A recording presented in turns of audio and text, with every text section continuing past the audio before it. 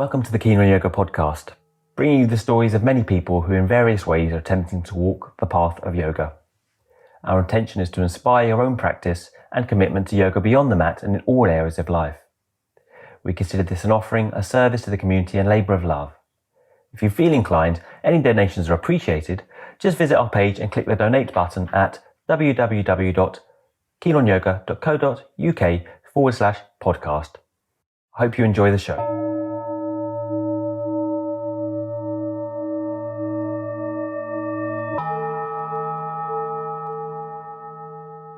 Today's guest on the Keen on Yoga podcast is Taylor Hunt. It's hard to frame Taylor's story as anything less than miraculous. Having suffered with alcohol and heroin addiction in his early 20s, he escaped an almost inevitable death through a chance introduction by his rehab mentor to Ashtanga Yoga. Of course, he hated his first class, remaining deeply sceptical to what he would call New Age speak, but equally, in Taylor's terms, it simply worked. So he stuck at it. And fast forward to today, and Taylor is a hugely successful teacher of the Ashtanga method with his feet firmly in the Mysore traditional approach. He is also founder and head of the Trini Foundation, helping ex-addicts through their rehab and back to health through yoga, both in centres they have established in his native Ohio, as well as sponsoring their continual education in yoga. For Taylor's story, please visit awayfromdarkness.com. You must read that. And for the Trini Foundation, trinifoundation.com. Please go there and support their good work. Welcome, Taylor, to the Keen on Yoga podcast. Yeah. Very pleased to have you. Thanks for having me on. I appreciate it. It's really nice to have you. So I think we met in Mysore a number of years ago, but I don't know you so well, but I know that obviously you've come out, and I didn't know that it wasn't always a known thing that you had like a past of addiction. I didn't know that I thought that you had always been open about it, but apparently not, that it was something that you started teaching and then, there was a kind of quandary, like a uncertainty as to whether to expose that. And I'm pleased you did. And I think it's really, really valuable work you're doing now. Thanks. Do you just, obviously without delving too deep, do you just want to give us a background history of your time before yoga and what that was like? Well, I was in the business world, and I worked for I worked for my dad, right. and and really since I was the age of 15, I had started drinking, but it really got bad when I started working there because, like, monetarily, I was doing pretty well for myself. Right. So I was in the business world. I ran a $20 million company, and I basically was in charge of about 75 people and trucks and logistics. And, I basically took care of all of this kind of stuff. But my world was sort of like collapsing around me. The more money that I got, the more empty I felt inside. And I reached a spot at about maybe 23 years old where I felt like, that I didn't want to live anymore. And because I was so depressed and taking so many drugs, and I was a high performing like addict for a really long time. Right. And then, the bottom just kind of gave out on it. I started using harder drugs and to get the same sort of high. And eventually I just,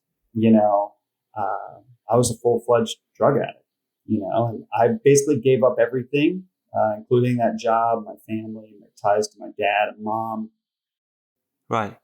How long was that trajectory? I mean, so you kind of started with the alcohol, and then it kind of, how quickly did you slide into it? I started drinking, when I was early on in my teens. Right. Okay. And that was like pretty constant throughout.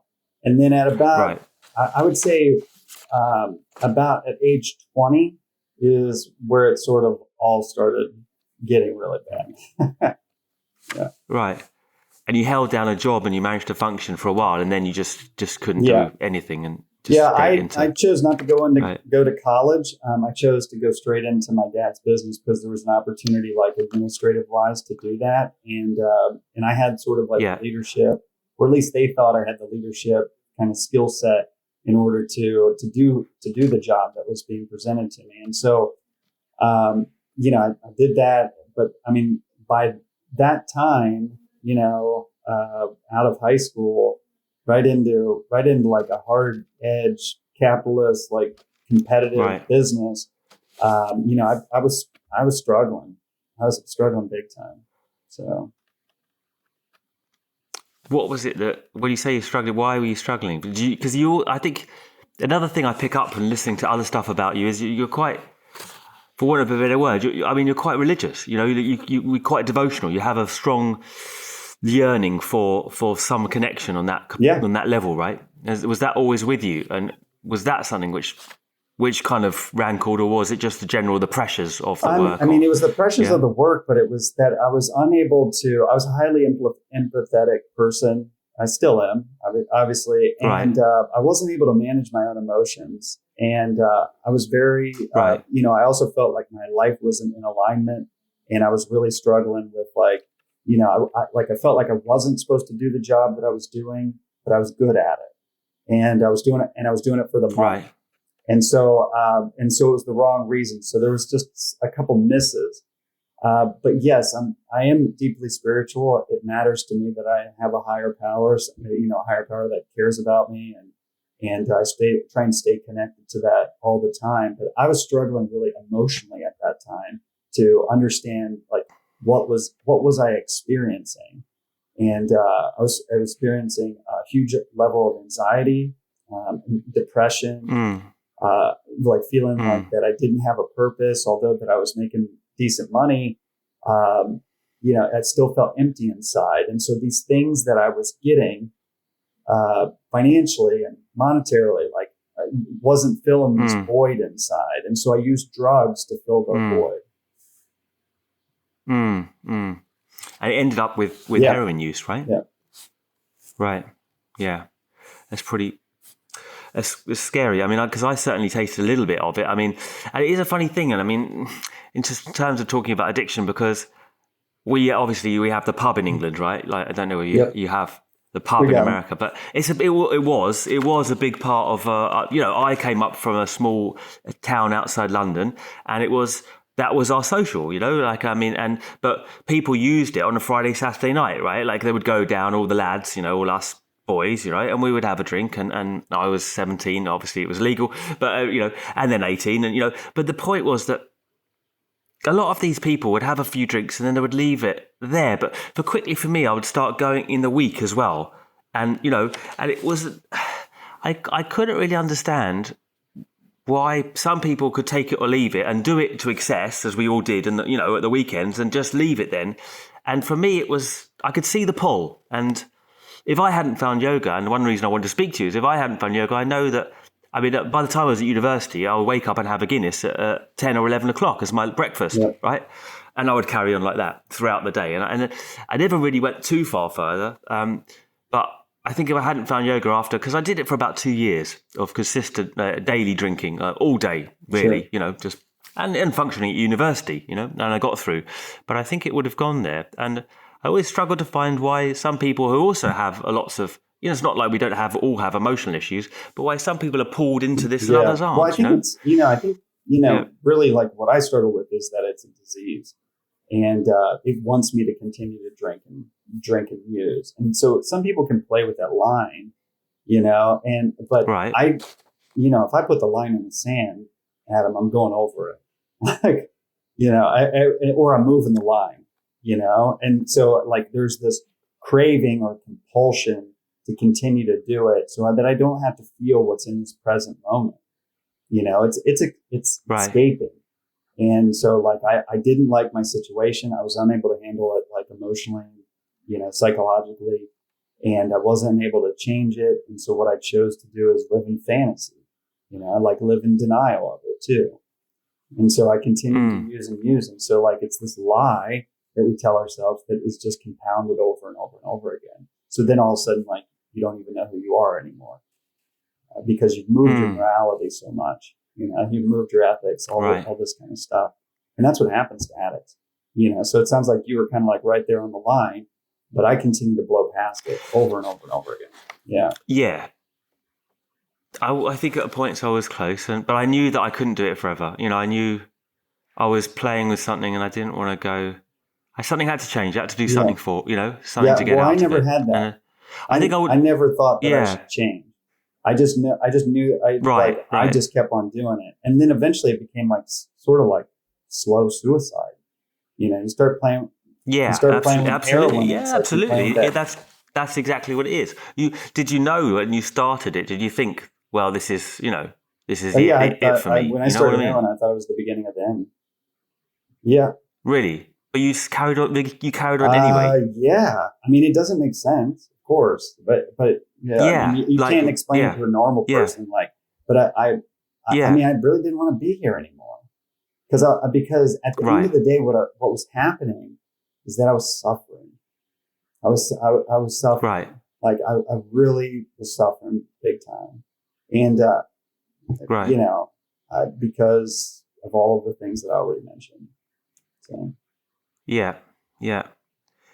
And then you got into obviously, it got pretty bad for a couple of years or something, and then you got into rehab. And the whole, and you've done a number of podcasts, so I do recommend other people to listeners to listen to those other podcasts, because you do. I mean, we do talk about it more, but we've only got a short format here. But it is an interesting trajectory that you've been through, and an incredible one. And you should write something more, long form on that sometime. But you got into cut a long story short, you got into rehab, and then you got on the 12-step. And the 12-step, just go through that basically for the listeners, what that is exactly, because it's kind of interesting. The 12-step program is just a design for living. It's 12 steps, the 12 one-liners, just like the Yoga Sutras.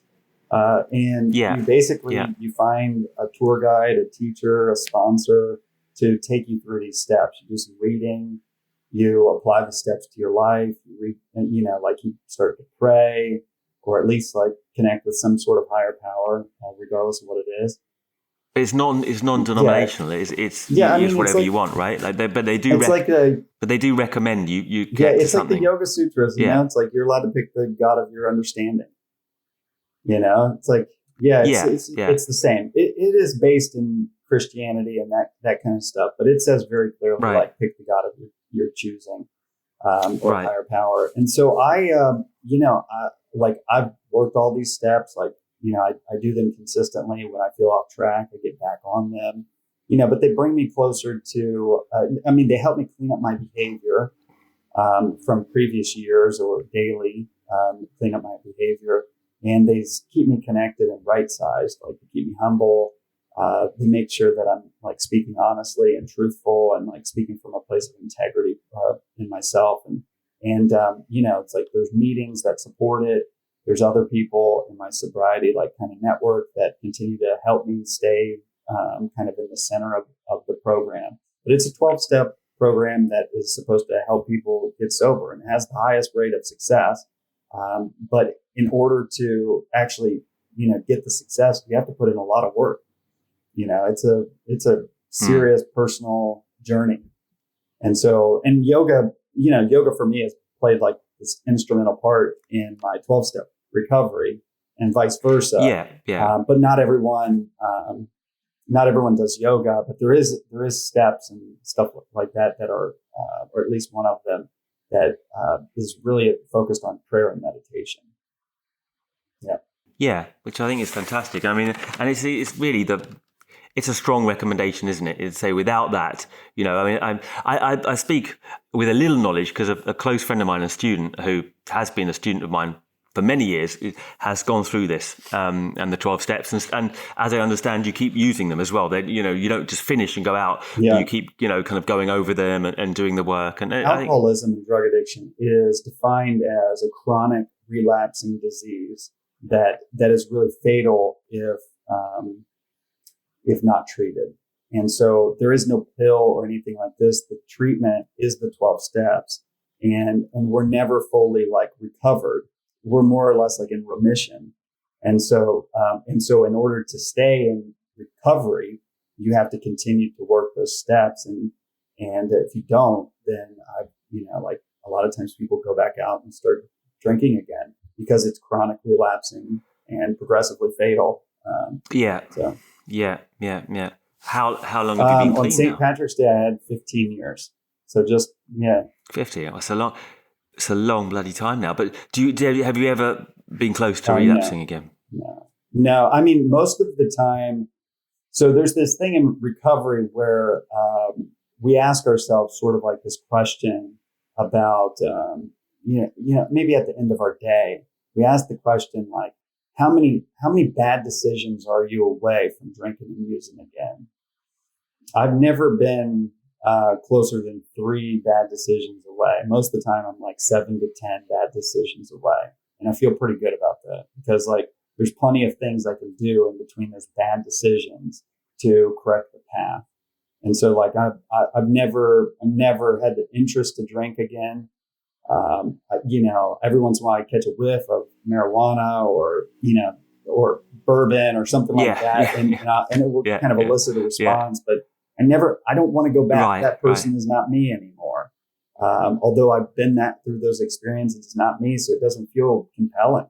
Like it doesn't feel like something I would want to go back to. I'm not missing anything by not drinking. I've gained all of this, a family, a beautiful wife. We've made an amazing family. We've been blessed. Like I have this opportunity to teach. I'm grateful that I get to teach. I'm grateful that I feel, kind of true to myself. And so I don't feel like going back. It's an incredible result. I mean, they should use you as a poster boy for it because you've come from so far to really being a shining example of the method, which I wanted to talk a little bit about the addiction and the method, and the 12 steps, and because it's more, I think it's more common than people perhaps assume, and it's easy to get into addiction of all kinds, and it's, it doesn't have to just be drugs or alcohol. People are addicted now to all kinds of things. So it's important to recognize that. But before we go completely spend the hour on that, I mean, let's go into a bit of yoga now. And you got into, so your sponsee, your sponsee right. If you do someone else, right? And your sponsor told you go to the yoga class. He said you wouldn't make it through. As he said, you wouldn't make it through if you don't. You think you need yoga. Why do they say that? Well, I mean, because I don't believe in consequences, and I think most people in recovery don't believe in consequence, they don't believe in basically like that things just happen out of nowhere. And so they're like, we don't believe in, that somehow we're like supposed to be like in this place, but I actually scratched that. I mean, so I feel like my higher power or my sponsor said that to me. And the reason why my sponsor said that to me is because like my God, my higher power, is basically like, was pointing me in that direction because this lady introduced yoga to me. She came up to me and she asked me, "Hey, do you want to do yoga?" And I was like, "No." I was like, I don't want to do yoga. And eventually, why did she say that? Why were you so adamantly against it? Because I thought it was for girls. Yeah. Is it? Do you come from a kind of macho town? I think all of where is it you live in? Columbus. Is it quite tough like that? Columbus is a pretty tough place. Yeah. It's middle America, and it's a pretty tough area to be from. Where strong work ethic and all that stuff. But I mean, this was 15 years ago. It's like yoga wasn't cool in the United States anywhere. True. It wasn't so. You're right. I mean, when I started, it was me and a load of older ladies. Let's say. Which was fine. I didn't mind it. I thought it was quite nice. It's like many surrogate mothers. Right. So you didn't want to do it, and you'd not done. That was the question I was going to ask. You'd not done anything. You hadn't got a physical background. I mean, I played golf. Is that right? I played a couple other like basketball, those kind of things. But I mean, I was totally out of it by the time I got. Yeah, and also when you got into the yoga, and then I guess you didn't like the first class, and I think you did like, you kind of hated the first class, and you're going to be like, and then you came back again. Why'd you come back again? Told me to. Yeah. Oh, they made you. I mean, bloody lucky. You should be thinking that sponsor now. It's like you saved my life. Yeah. But he introduced me to basically like this this idea that, like, because this lady had come into my life so many times, that it was something fatalistic. It was connected to like that you're supposed to do it. And so he's like, I don't know if you're going to be able to stay sober if you don't do yoga. And so that's why you said it. It was some kind of idea of fate. Well, do you believe that? I mean, look at my life today. Like, I was supposed to do it. Right. Yeah. I mean, he was speaking, through grace. Yeah. It's interesting because, and also I've been thinking, if you were using it to that degree, it must have been a real fucking struggle to do the physical practice. I mean, it was hard enough for me, and I was just only a few years into drinking, and I'd come from a martial arts background. I'd done that since I was a kid, right? So, but for you, you're drinking. I was 6 months sober, and I literally was getting my ass handed to me every single class. And the reason why is because, like, human pincushion, my arms destroyed, junk that I ate, and so I was in really tough shape. Yeah, I was bloated. Yeah, I shared a picture not too long ago on my Instagram of like. Did you? I was thinking if you got a picture of you. Yeah. I mean, it just felt unhealthy, all that kind of stuff, and so it was extremely difficult physically. It must have been like hell physically. But here's what really sucked even more. Just to be completely frank, what sucked even more is being detoxed from heroin. That's where I really suffered. And so, like, I would always put it back into perspective that, it took me like 3 days to be like detoxed from heroin. And it was literally like the most painful thing that I've ever had, like, in my entire life, that I've had to go through. Yeah. People say that. Yeah. Why? Physically or emotionally? Just imagine having the flu and then, also feeling extremely vulnerable and sweating and puking and diarrhea and being like that for 3 days, not being able to eat, right? Like feeling all of the feels, all of that kind of stuff. And it was extremely painful. So to put that into perspective with yoga, even though that so it was like walk in the park. It was still terrible. It felt bad, but it was not the worst experience. Yeah. Nothing to, yeah. I know I have seen that people going through detox. So it's pretty intense. Yeah. So how long did it take you to get into shape and do the primary series? And, again, going back to a more classical Ashtanga kind of bent, like you didn't start off from a good place. It must have been really hard. And you were learning it in, who was your teacher at that point? Delph, and she's the lady who was who convinced me or urged me to go. And she taught me for a really long time, maybe for a year or so. And then I kind of transitioned into a local studio that had a bunch of lead classes. I really struggled. Right. I mean, physically, I really struggled with doing any of, the practice. Like, I wasn't good at it at all, really. And, I was maybe for 5 years working on the primary series, something like that, 4 years. Yeah. I mean, I couldn't do Marichasana D, like I couldn't get my hips to open, back bends. I could barely get off my head, those kind of things. Yeah. And so I really struggled for the first 4 or 5 years. I've seen you do a back bend. You do a good back bend. Yeah. I mean, it took a lot of work though. It took an a lot of work. It took a lot of. I look at your practice in context now. It's incredible. Incredible. Was there any moment where something shifted, or did you do anything other than the practice, or you just commit to it? And was the commitment hard, or did you just find it like a new kind of something you held on to? Like I held on to it, to be quite honest with you. As soon as I found it, I thought, I have to do this. Yeah, I mean, I felt like if I don't do this, I'm going to start drinking again. Yeah, I felt like I had to do it, and I there was several moments. One particularly, I was watching a lead intermediate series class, and I sat on this bench, and I sat with these other people and watched in there. And I remember looking in at them and making a joke to all of the people that were sitting on the bench, and it was like, we're half primary series for life, like we made a pact. And I remember like we're all going to be at Marichasana D forever kind of thing. And I remember like looking at them. And it kind of made me feel gross on the inside because, and the reason why is because it felt like, like talk about shortchanging yourself, and that was just postures and all that stuff. It wasn't the mental side of it. Yeah. And so I just didn't feel right about it. And after that moment, I realized that really there was this thought pattern that I was never going to be any good at yoga. And that thought pattern basically like made it so that I wasn't good at yoga. It perpetuated itself. It was this lie that somehow if I worked hard that I still wouldn't get anything like physically out of it. And that's what we call bullshit. It's like I was working hard. I was seeing results. I was physically like still struggling, but mentally and emotionally, I felt like a completely different person. And so it took my body a long time to sort of catch up with my emotions and my mentality or mental state.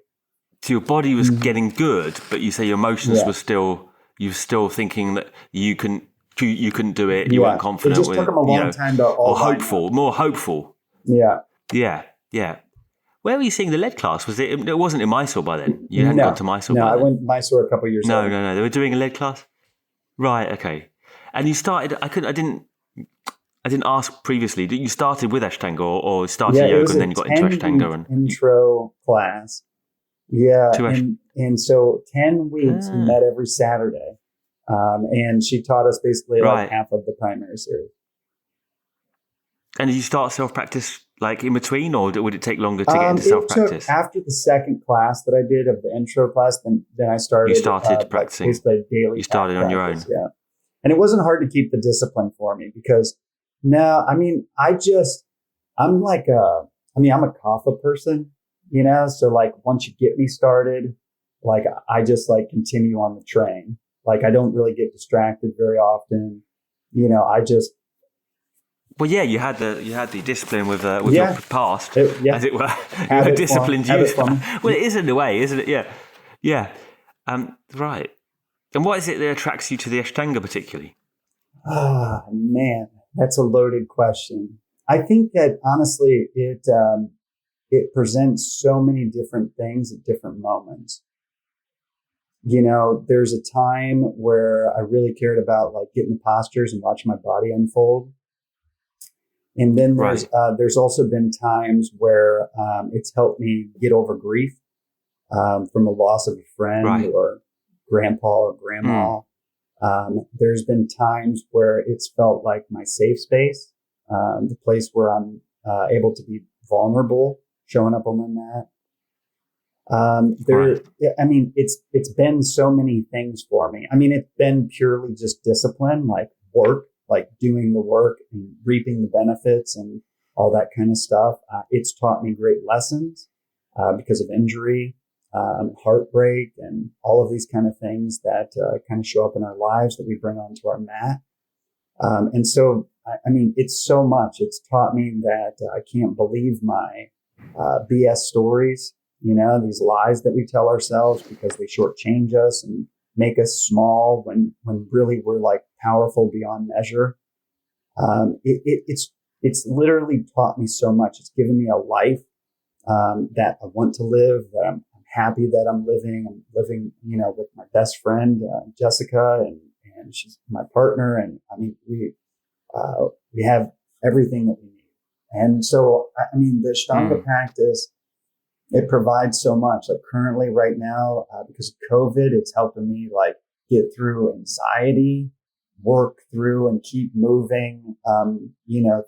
So you still have anxiety, but the practice helps with that. Yeah. I'm high functioning anxiety, like person. Yeah. Yeah. So I keep moving, but it comes and goes. And this year it's definitely come. There's a lot of fear of future and, well, you're not on your own there. Yeah. And so it's helped me deal with that kind of stuff. Right. But What do you think it is about? If we go further into this, what is it about the practice? This the repetitiveness or the quality of stability? Well, I think both of those for sure. But I think that for me, what it feels like every day is that I show up on the pitch. I show up on the pitch and I do these exercises. I do these movements. I connect my breath with, and my eyes to a particular point, and I get into this state of meditation. And what I realize is that, sort of like diving into the self, that, I show up there, do these same routines, but it's different every day. And it's different because I'm different. It's different. Even though I'm doing these same postures, I can gain a whole bunch of self-realization just by sitting there and like doing the postures with the same level of effort, noticing that my body feels a little bit different, maybe because of the choices of my day. And my mind is different based off of, consequences of my actions or the actions that I took earlier or the day before. And it gives me insight. It gives me a huge amount of insight. And so just by showing up on that pitch and this field of play where all of a sudden, like I'm able to understand who I actually am, because that's a constant in my life. That is the stability. So it's actually through seeing the difference, without getting too existential about it, through seeing the difference, that you realize the sameness, that there's something enduring behind that difference, that's watching that difference. Yeah. And right. And it gives me this insight of like, hey, something's going on with me, or hey, I can see a clear picture of myself, or actually I'm living in my true self. At this moment, my heart is open, my mind is open, my body is open. There's nothing in the way that's clouding or coloring my judgment or, discrimination or any of that kind of stuff. And it gives me literally everything that I need. So. How was it when you first went to Mysore? Because obviously you came from a different background to a lot of people arriving in Mysore. Yeah. How what were your feelings about it? I know you're very committed to the tradition, that is embodied by, Sharath Jois in Mysore, and it's a very important part of your teaching, right? It is. It is an important part. It's important that I continue to go there because, it was really the first time in my life that I felt sort of connected to this place and a teacher.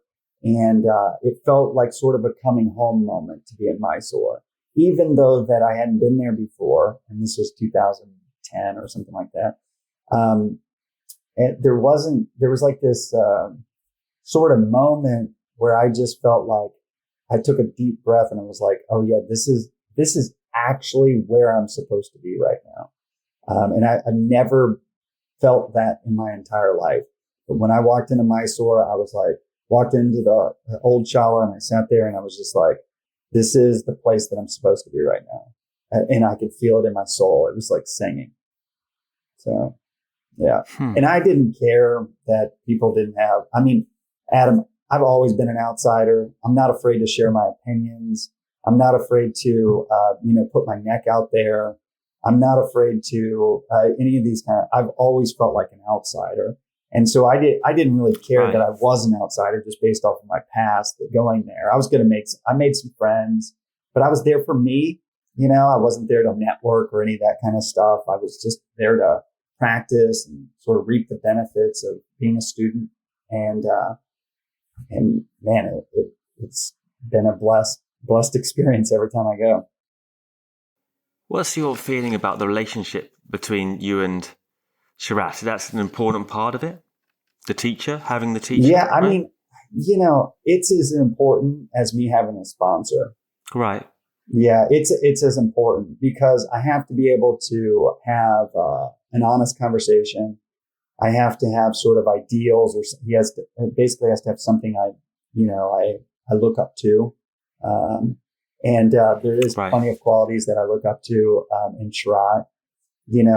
Also I aspire to teach the way that he teaches, and how he operates in the room and sort of the love that, he gives to people. So there's many, so I believe it's really important. One of the things that was the most important, sort of thing that happened in me and Sharath's relationship from teacher to student was when I wrote a book and I gave him a copy of it and I signed it. And I wrote this book, Away from Darkness, and it was released about 4 years ago. And I gave him one of the first copies, which was really cool. And then I started a nonprofit. And when I started the nonprofit, it's called the Trinity Foundation, and we teach yoga all over the United States and also international. And we raise money to help people get into sobriety. That's basically what we do. And I asked him if he would be an honorary director of our foundation. And there has to be directors, by law, and there also has to be board members. And Sharath has become an honorary director of the Trinity Foundation. And when he offered that or accepted that, that title, I'm able to send him messages and tell him what's going on with the programs, tell him, I update him every single time we go to Mysore. And it's been an honor to actually have him involved. And it was, we've raised hundreds of thousands of dollars. And it's an amazing organization that, is helping people. But really, important part of me and Sharath's relationship was that he accepted that responsibility. And that was pretty awesome. Has he kind of been involved in it at all? He basically helped with this training that we have to do to train people to go into treatment centers. He helped to design sort of that program. And then he gets briefings. I send him emails from time to time, but I really brief him when I go there and tell him what's happening.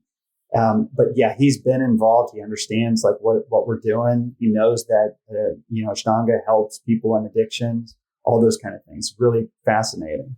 And you're going to the centers teaching people Ashtanga yoga. Yeah. We're teaching them at the Detox, residential, inpatient, outpatient. We're teaching them in prisons, all this kind of stuff. I was going to ask you, that just kind of actually neatly kind of slide into another question I had. I kind of get the feeling you're quite a traditionalist in terms of the postures, and if you don't do that posture, then you're not getting the next one, kind of thing, right? How does that work with people? Well, how does that work generally is a question, but how does that work with people in addiction who perhaps aren't at the level of health that they might like to be? They're kind of stuck at kind of sun salutation A, or do you allow them to kind of modify things and Yeah, obviously there's modification. Right, so you don't mind a modification in time, right? Yeah. I'm a traditionalist. I believe all that kind of stuff, but I also believe it's an individual journey. Some people are going to have on the long arc. Other people are going to be on the short arc with regard to postures and completing the series, all that kind of stuff. And so, yeah, I am in that, but I'm also realistic as well. We did studies. So over the period of, since 2016, when we started the foundation, we did some research and some studies. And what we realized is that really with Ashtanga, the thing that is the most appealing is that it is a traditional form. And the reason why it's traditional, or the reason why that sort of captures it, because the addict is a skeptic. And so when it's traditional, it feels sort of ancient instead of like new age. As soon as it approaches new age or it feels like light and fluffy, all of a sudden they don't want to do it anymore. And so the research at a certain point in time suggested that the more traditional that we were, the more likelihood that they would continue with it. And that's still true today. Well, how does that show itself? What does that mean? Because obviously we know that tradition is a funny kind of term, right? Sure. And even in the most optimistic, ideas about the practice, it has changed, right? But I kind of appreciate that now. Yeah, there's something in it which feels like someone just didn't make it up, it doesn't feel a year like or two you can ago. Actually pull the BS card on it. It doesn't feel like when someone is going to say open your heart chakra. For an addict who is straight off the streets, that doesn't make any sense. It's not practical. It actually is not happening, or open up your heart, proverbial heart, it's but it's not the real heart, And so there's, so the new age stuff doesn't work on them just because they're sort of they're skeptics. They're like me. It's like you say, open up kidney, wings, heart. And I'm sitting there going that doesn't make any sense to me. But you think that's just a kind of quality of the addict, that it's a very skeptical kind of person? I think that we've been hurt so many times and that we're skeptical. We don't trust people. And there's just, when someone comes and they're saying swan dive down to grab your big toes, like that doesn't make any sense. Like it would be better for you to tell someone who's like an addict to reach down and grab your big toes. Take the toes. Yeah. Like that. Yeah. Your job's to take the toes right now. Got it. Yeah. It's like, Right. There's this kind of definition and kind of firmness and kind of, and that's what we found. No messing around. That's what we found. That the more that you're sort of just like, it's plain, it's science, it's black and white, it's grab your toes, it's not swan dive to get your toes, those kind of things. Yeah. Right. And does it matter that is it important that there's someone at the head of this, or, that there's like a kind of background? Do you present that part of it, right? Like to show them the tradition? Because every time, I've taught thousands of these classes. And so, I sort of present it over a slower period of time, like, that I've traveled to Mysore. I've spent a lot of time there. I have a teacher. It's cool because like here in Columbus, I'm the teacher and there's a bunch of students. You guys can be one of them. We'll offer you a scholarship, those kind of things, to attend 10 classes. But yeah, I tell them about the tradition, but if anything, like, they find out more about me because I want to have the connection with them. And the reason why is because I want them to come to the studio, because as soon as they get out of treatment, it's just like someone who's incarcerated. If they get out of treatment or they get out of prison, and within those 24 hours, they go to a AA meeting, 12-step meeting, or they go to yoga, and if they meet up with their old friends, they're getting high. Yeah. They meet up at our yoga studio. They have an opportunity to stay sober. They have an opportunity for a different life, and so that's really what I'm trying to do. And you've actually, you got a bunch of people to come to the studio from these programs, right? So basically what the Trini Foundation does is like we set up scholarships and we set up partner studios around the world. And when you become a partner studio, all it means is that we have the ability, the Trini Foundation, we screened you, and we have the ability to pay for people who come in who are struggling with addiction. And so like they posted on their social media that there's scholarship opportunities to practice, and Trinity Foundation flips the bill for it for students all over. In Columbus, our treatment centers, like they come into our treatment centers and it's free of charge for them. If they come from Columbus to, from the treatment center in Columbus to Ashtanga Yoga Columbus where I teach, it's free of charge. They can get a scholarship for nothing. And you had a success rate. I suppose I'm kind of asking, have people kind of really got into Ashtanga from the foundation? You've got students now that are doing it, in a daily practice. My whole, we have a community of roughly 100 and some people. And half of them, Adam, are people who struggle with addiction. Yeah, half of them. Right. Half of the other half, I'd say like are normal, but the other half, we seek them out because they get committed. Of course. Yeah. That's incredibly valuable work. And then how do you teach the sequence differently then? Do you allow them to kind of, if you can't do Marichyasana D, just cross the leg, hold your thigh, or are you still strict? I feel you're quite a strict teacher. But I'm reasonable. Yeah. I give the body this time to adjust. It's not about this ambition to get the next pose. Like it's about being comfortable where we're at. And so I give the modification when, their time is done with that posture. I've taught them how to get into half lotus. I've taught them what the next steps are to twist into it.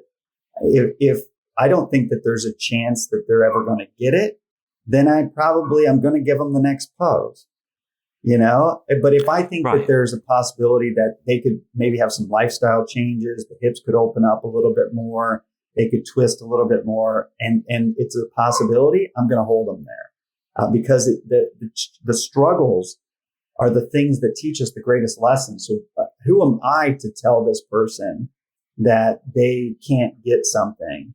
Or who am I to tell someone that set up these sort of limitations and say no, let's bypass this struggle. Let's bypass this huge lesson. Because that's where we learn the most at. We learn outside of our comfort zone, in the fear zone. when we're met with something that is scary to us or makes us vulnerable. And so who am I to take that lesson away? It's not fair for me to take that lesson away from back bends, drop backs, Marichasana D, Kurmasana, like these struggle poses that people have. Like, who am I? Like, no, you need to struggle. I struggled. I did Marichasana D for 5 years. 5 years I worked on it. And it wasn't about getting the next one. I wanted to, but it was about putting in the work so that I could feel differently and better. What happens if they quit before they kind of get past Marichasana D because they're so goddamn bored? Yeah, I mean, we don't have a lot of people that quit. Yeah, right. I mean, like, I think that if the teacher has the right intention, teaching them about safety, teaching about non-grasping, teaching them to, when they're supposed to push, when they're supposed to back off, to pay attention to their body, that the intelligence is much more than just the body. Like, the intelligence of the practice is much more than just the body. The practice is the means. It's not the end. The end is that you get to the other side and you sit there and go, I am comfortable where I'm at. And I'm like in fully alignment with what I'm supposed to do with my life as a result of me practicing this meditation for long periods of time. That's like an enlightened experience. That's like when people start to realize that they're living empowered instead of like living in defeat, And so, eventually, like, I might say like, yeah, we can do the next posture, like, and give them a pass on it. But I don't skip over the lesson. The lesson is there. I think you recently said, like, I think I saw something you put on social media. It's like, how do you know when you can do the next posture, when you can do the last one? Which I hope it was a slightly tongue-in-cheek, because how do you know exactly when you can do the last posture, or what does that look like for you when someone can do the last posture? I wasn't scared of sharing my opinion. No. I just wanted to ask. I think everyone's going to look up a little bit different in every single thing. We're not going to look like a Keno McGregor, amazing practitioner. We're not going to look like a David Swenson. It might look a little raggedy. It might not look that good. But there's a certain point where you start to say like, oh yeah, am I doing this or am I not doing this? And if you're clearly not doing it, then for a safety perspective and the lesson that I've been talking about, it's worth digging in based off of my experience that I've had. It's worth digging in instead of glazing over. Yeah. And do you encourage, along with this physical discipline, are you encouraging a greater philosophical perspective or any other reading or, nothing, just do the practice and that's... No, I suggest pranayama. I suggest japa meditation. I suggest, reading philosophy, wherever the student feels like they need to go, I try and support them. But that intention of the practice, that it's actually more than just this fitness routine, has to be established by the teacher. And so I'm constantly like, Ashtanga Yoga Columbus, like we're a little brazen, like we're a little like kind of in your face. But I'm still suggesting that they dig deeper, they figure out what their sadhana is. What are these spiritual practices that they can do? What are these things that get them connected? Do they have a higher power? How do they deepen that connection to the higher power? Those kind of things. How do you deepen the connection? How does it become more than just a physical practice? Because it could be as well, couldn't it? And that's something, I think when I was talking at the start, I was thinking, well, you know what? I felt like just doing it was like an affirmation of positivity rather than getting up, just having a cigarette and then waiting for a drink, It was like, well, it was committing to oneself in a positive manner. Yeah, I don't... Right. Just simply that kind of getting on the mat and saying, well, I'm going to be, a positive sense of self rather than like, I'm not going to live in a negative sense of self. Yeah, if it is just posture, it's fine. But I know that, how long have you done this for? How long have you been practicing for? 21 years. There was a certain spot after maybe year 10 that I realized that if I was just going to look at it through this, just physicality and show up just and do this positive thing for myself, like aerobics routine or whatever, cardio routine, that I wasn't going to stay enthusiastic about it. Like it had to become more. And that was like maybe year 11, year 10, something like that, where all of a sudden I realized that it has to be more. I have to be able to do it with a smile. It has to be about something bigger. Like your why of why you're showing up. It has to be huge. Like how many people do you know that have quit? I mean, it's thousands. And what separates someone who quits and someone who stays? It's like, it's much bigger than just like, I'm showing up just for this positivity, physicality thing. And I did that for a long period of time. Like it was just discipline. It was just like, get it, all that kind of stuff. And it had to be about more. Like today, like my why, like I show up every morning to practice because I got students that not only expect that from me, but also it's given me a life that I never thought was possible. Like it completely opened up all of the doors. It's changed me from a drug addict all the way to someone who is looked up at, who is, has integrity, who is a leader in the community, who has a community, all of this stuff. The same, that sort of representation of my journey, it can be replicated, that it can be replicated. And so I practice and I teach and I share my story and all this stuff is because I believe it's possible for everyone. My why is because I believe that your transformation is just as possible as mine. Like it's not just about doing this routine. It's actually a much bigger responsibility, and that makes me happy. That makes me like smile. That makes me want to do the work, challenge myself, see what's next, push the envelope on like, what am I supposed to do? Like, am I just supposed to be I was going to ask you that. Would it just be enough if it was just you practicing, or does it need to feed out into connection more with people? Do you know what I mean? Would the practice have done the same thing if it were just you doing the Ashtanga practice, or is a big part of it? It seems like it's part of a bigger picture of connection with people and giving back. I think it's essential. I think that I have to give it back in order to keep what I've been given. Right. And so I'm going to give it back until like the day that I die. Yeah. What are your goals for the future with that? Well, I mean, we got a lot of things going on. I mean, the Trini Foundation is going to start shifting gears into different treatment options. I just actually started a treatment center for drugs and alcohol, which is called ACOM Recovery. So I got Trini Foundation, ACOM Recovery. I'm headed down the number line. Yes. And so, so we're doing that. And we got these therapists that are helping us with this kind of stuff. And we're doing it over the web right now just because of COVID and stuff. I want to do much bigger things. I want to write another book. I want to continue to evolve and change. I'm also thinking about running for public office. Oh, really? Yeah, and part of the reason why is I'm seriously considering it. A couple of like opportunities have presented themselves, and I'm seriously considering it because like what America needs right now is people that are willing to stick their neck out, people that are willing to get dirty in the trenches to do the work, so that we can all be somewhere else, so that we can be a global leader again. I think that's what's being asked of us today.